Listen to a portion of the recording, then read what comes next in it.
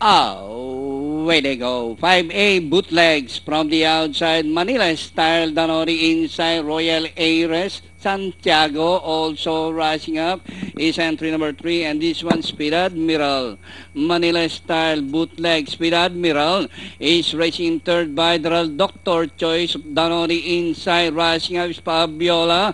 Santiago, Royal Aires, Red Hot Water, Unopposed, Dancing Slew, and Scarlet Sky Terror is running at the tail of the field, passing the half-mile post.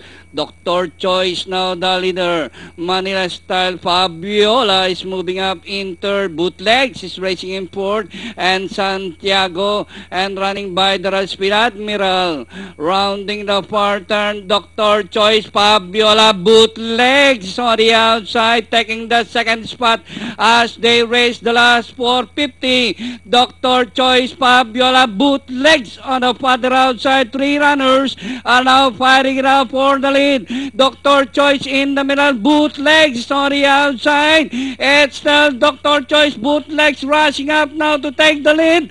Bootlegs 5A this time by some 2 lengths now, Dr. Choice, Royal Aires.